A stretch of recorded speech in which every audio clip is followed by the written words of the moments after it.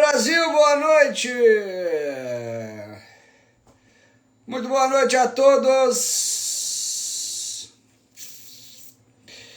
Neste momento, 22 horas 34 minutos, bem-vindos ao Café com Ferro, edição de 26 de junho de 2022. Café com Ferro número 223. Em 4 anos e meio eu não gravei apenas 4 programas. Não é mole não. Tatão veio aí nos prestigiar, o Guilherme, o nosso grafista Julierme, o cara do giro do índice, Julibert. Buenas! Fiz aqui uma pauta. Estão apanhando mais que o pessoal do Clube da Luta. E vamos lá, vamos nessa, que é bom a beça. Ó o cabelinho. Cabelinho na régua. Carol tá aí também. Bom, eu começo com o disclaimer: eu não sou analista de valores mobiliários, tudo que eu falo aqui reflete única e exclusivamente a minha opinião pessoal, não constituem nenhum tipo de recomendação de compra ou venda de valores e ativos mobiliários. Eu não sou analista, eu falo aqui apenas da minha carteira de investimentos. Tá meio revolto, né? É que eu cuido do cabelo, né? Meu cabelo, se tu não cuidar, cai, né? Eu cuido. Aí se cair, a gente mete um implante na gurizada também, não tem problema. Eu queria também pedir para vocês compartilharem a live com todos os amigos. E queria também pedir para todas as pessoas que falam de mim, que falam mal de mim ou que falam bem de mim, que continuem a falar de mim todos os dias, todo o tempo, porque isso com certeza ajuda demais a divulgação do nosso trabalho, né? Mesmo falando mal, as pessoas se interessam e querem saber quem é, né? Então, por favor, continuem na divulgação, que é importante. Bom, faltam 100 dias para as eleições presidenciais. O pessoal tá... sobre o spoiler do Peaky Blinders, né? Era a piada. Deixa eu só desligar aqui desativar os comentários. Faltam 100 dias para as eleições. Algumas coisas a comentar das eleições. Eu falei com um cientista político que me explicou algumas coisas que eu achei interessantes. Repasso para vocês na íntegra aqui. Já repassei para o governo. Todas as pesquisas de intenção de voto, elas são baseadas no último censo populacional do IBGE. O último censo populacional do IBGE foi em 2010. Temos dados extremamente desatualizados do censo, fazem 12 anos e meio, né, o censo, né, final do ano são 13 anos aí de censo. Nós teríamos um censo em 2020, que foi suspenso por conta da pandemia, certo? Então, para basear as pesquisas, elas são feitas em cima do censo. Então, pega X% de evangélicos, X% de católicos, X% do Nordeste, X% de jovens, X% de idosos, X% do Sudeste, X% do Sul, X% do Centro-Oeste, e assim vai, né? É um mix do censo de 2010, né? Me falou um cientista político aqui que de 2010 para cá aumentou muito o número de evangélicos, que naquela época, no último censo, o número de evangélicos no Brasil era de 20%, e hoje ele está maior do que 30%, eles estimam em 32% da população hoje no Brasil evangélica. Um detalhe que ele me falou é que como a pesquisa é feita sobre o censo de 2010, né, não sobre o número atual, essa diferença de 12 pontos percentuais ela é muito importante acaba refletindo diretamente nos números do Bolsonaro nas pesquisas eleitorais. Porque o Bolsonaro tem hoje, em média, 80% dos votos dos evangélicos no Brasil. E o número de evangélicos no Brasil cresceu absurdamente.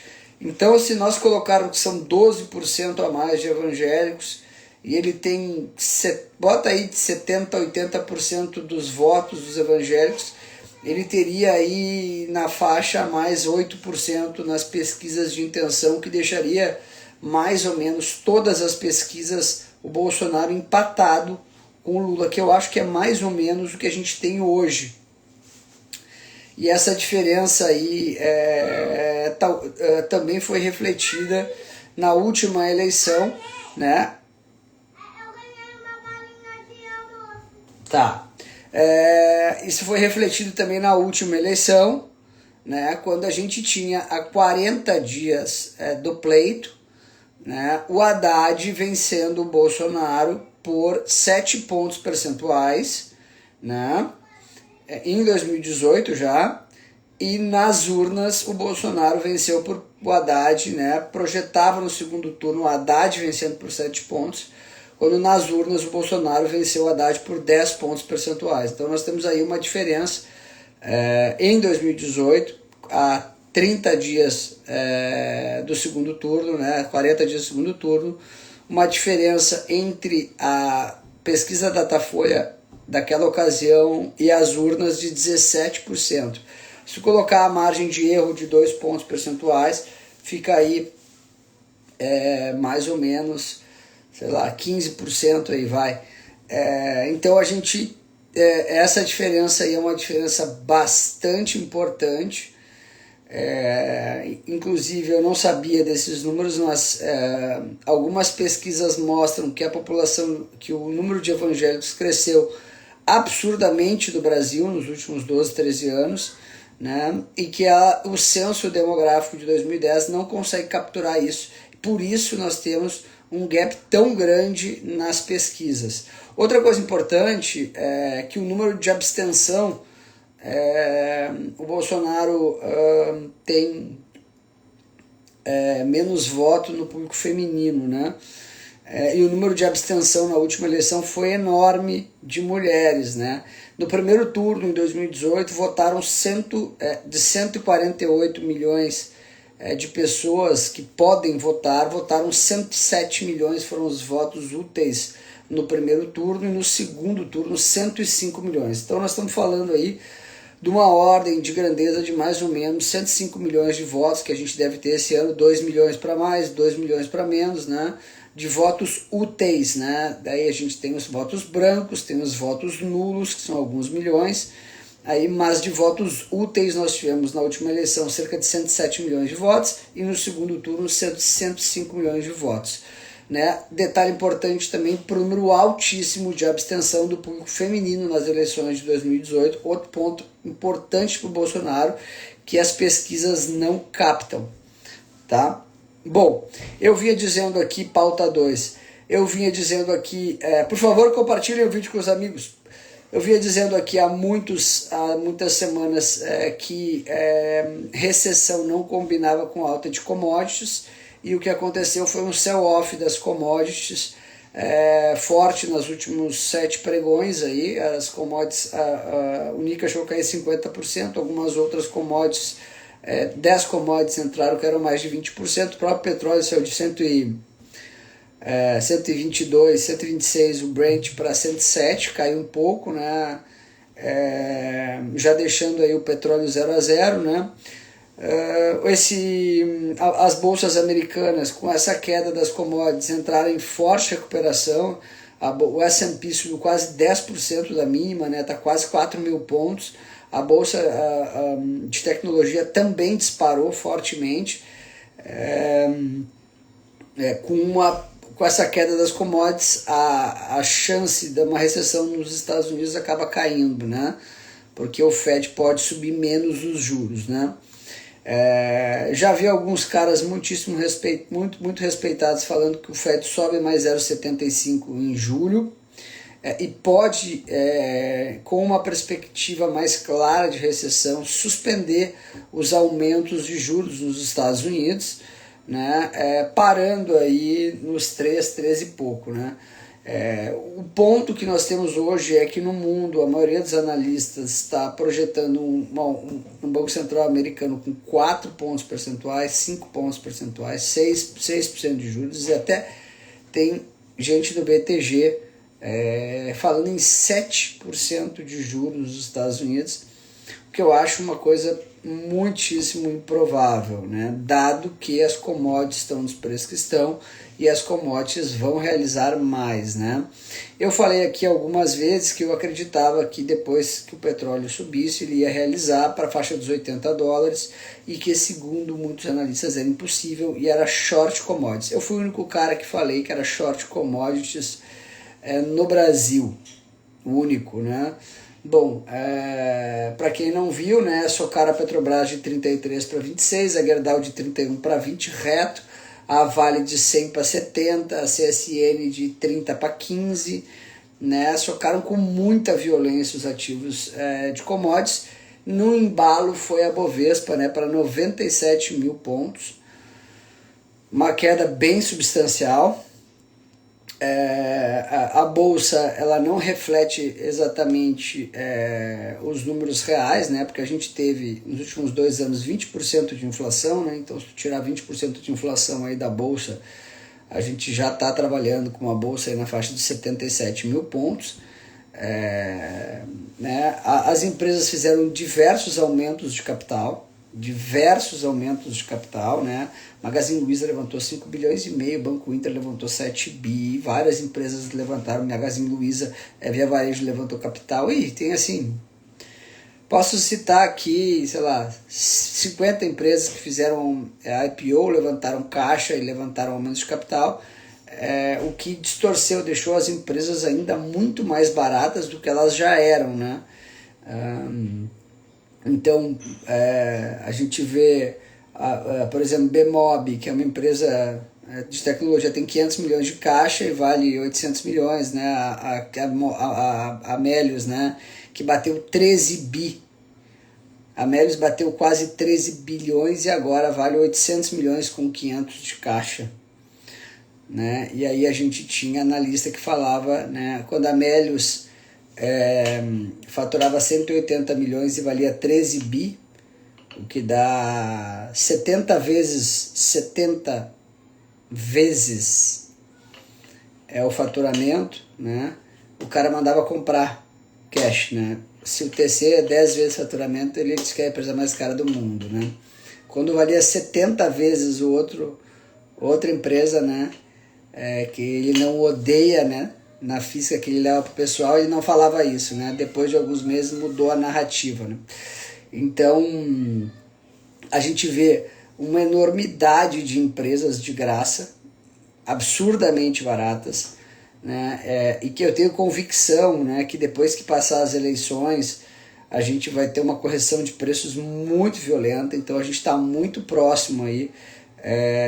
Mesmo com o Lula vencendo, o problema do mercado é a incerteza. Então, passando a incerteza, a bolsa vai subir com muita fúria e força. A gente tem hoje um mercado negociando nos menores múltiplos em 20 anos. Isso não eu nunca vi a bolsa tão barata. Eu já vi crises. Eu já peguei, sei lá, 6, 7 crises enormes no mercado e nenhuma das vezes a bolsa teve tão barata quanto está nesse momento, né? Com algumas empresas a níveis de barganha absurdo, né? Bom, essa semana a gente teve o governo querendo aumentar o Auxílio Brasil, né? Eu falei aqui que a Petrobras tinha uma função social, né, no estatuto, e os caras fizeram um vídeo meu comunista, espalharam aí pelo Brasil, né, na internet. Eu peço para que vocês façam sempre esses vídeos e divulguem o meu nome, tá? Obrigado, gente. Sim, a Petrobras tem uma função social e não é só no Brasil.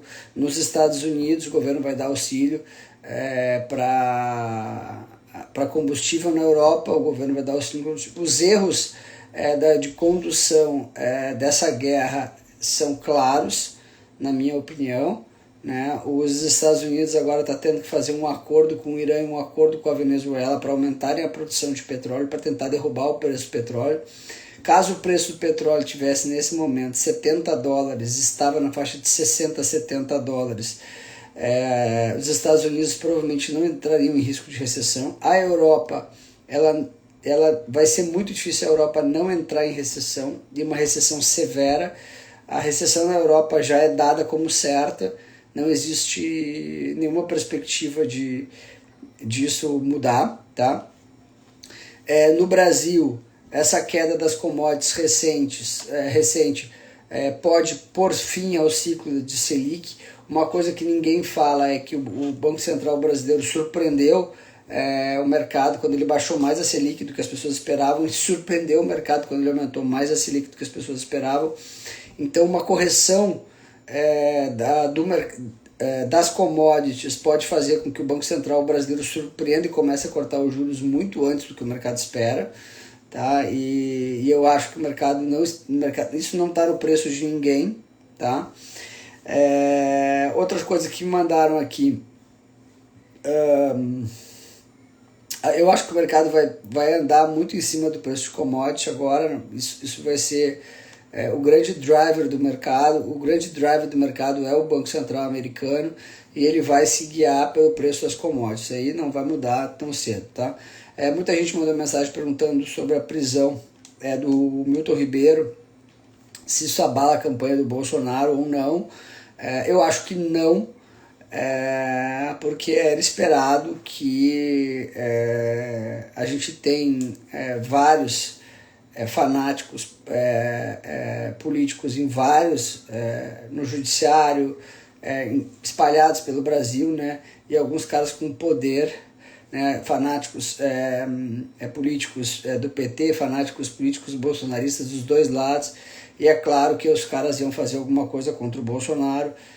Eu acho que vão ter outras coisas que vão atacar o Bolsonaro. Não sei se teve corrupção ou se não teve, mas eu sei que é uma investigação de 2012 do governo Dilma. Eu não sei o que aconteceu lá, mas eu sei que provavelmente vão fazer outros dossiês, outras prisões, outros ataques contra o Bolsonaro e também contra o Lula, provavelmente. Então isso já é coisa da eleição. Então a eleição começa agora, faltam 100 dias para as eleições, e esse tipo de coisa no Brasil é muito corriqueira, né?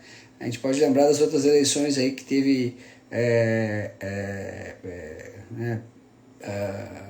compraram como é que era, tinha, como é que chamava, um negócio de notícias para derrubar a campanha do outro, dossiês, né? Dossiês, a palavra certa, né?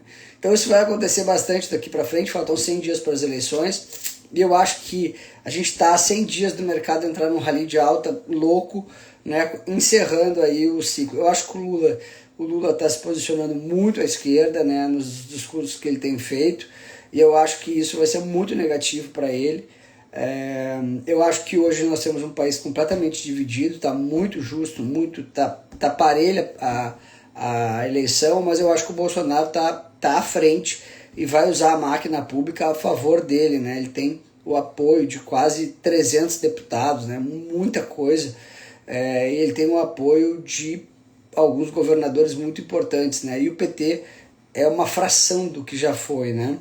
Algumas coisas sobre as campanhas, sobre as pesquisas eleitorais, eu concordo com algumas delas, e metrificado a gente vê né, pela condução das pesquisas. Uma das coisas que eu acho que tem erro muito forte é a rejeição do Lula. Ali, várias pesquisas dão a rejeição do Lula como 35%. Eu acho que esse número é completamente errado. Eu acho que esse número aí, o correto é bem maior, né? Eu acho que o Lula tem no mínimo uma rejeição igual ou maior do que a do Bolsonaro, né? Outra coisa importante que eu queria falar sobre as eleições é um dado importante da própria Datafolha, né?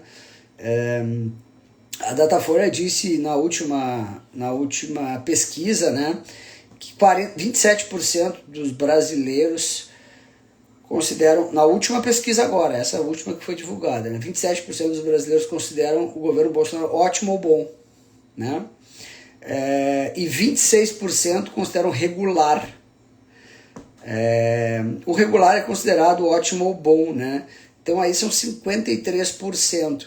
Vejam que esses 53% eles não conversam com a rejeição do Bolsonaro. Então aí nós temos um problema, né? A rejeição do Bolsonaro é de 56%, como é que 53% dão ótimo, bom ou regular para o governo dele? Então aí são duas metodologias que elas não conversam na mesma pesquisa, né? E se ele tem 53% de ótimo, bom ou regular, ele não pode ter 35% das intenções de voto, ele tem que ter mais, né? Então aí a gente já vê que tem algum problema aí de metodologia na pesquisa. Lembrando que eu não considero que nenhuma pesquisa está sendo roubada, né? O que acontece nas pesquisas é a metodologia com que tu emprega elas para utilizar, né? Onde tu faz a pesquisa, né? Quais os bairros que tu faz a pesquisa, quais as pessoas que tu entrevista, quem são as pessoas que estão entrevistando, né? Então o problema das pesquisas não são fraudadas, mas assim a metodologia utilizada nas pesquisas, né? Que uma mudança pequena na metodologia dá uma diferença enorme no resultado, né? Eu fiz um vídeo sobre o Banco Inter que está no feed, para falar sobre a minha tese de Banco Inter, que caiu absurdamente essa semana, que não faz nenhum sentido, e eu acho que vale a pena lá assistir. Eu acho que o mercado deve acalmar, acho que o mercado tem pouco espaço para cair daqui. Muito grafista falando em 93, 94 mil pontos, não duvido que a bolsa caia 2, 3% mais, é totalmente possível, mas eu acho que o bottom line, o ponto chegou. Daqui para cima o mercado, acho assim, abaixo de 94, 95 mil pontos, acho muito improvável. Vai ter que dar uma catástrofe no mercado para a bolsa vir aí abaixo de 90 mil pontos. Eu acho que a gente está praticamente perto do bottom line, se não estamos perto, 3, 4% para baixo, é daqui para cima o mercado. Eu tenho conversado com alguns gestores, não tem mais posição short no Brasil, estão encerrando os shorts no Brasil, mantendo long shorts, mas shorts direcionais na Bolsa Brasileira tem pouquíssimo já, porque dado o nível de valuation que a gente está vivendo. Então uma hora dessa o mercado estoura para cima. Era esse meu programa hoje, queria dar um beijo com todo mundo aí, obrigado por me acompanharem, compartilhem com os amigos, marca aí e me printa que eu vou repostar. Um beijo, boa noite, estaremos juntos nos bons e nos maus momentos. Estou indo lá para a live do TC agora, um abraço.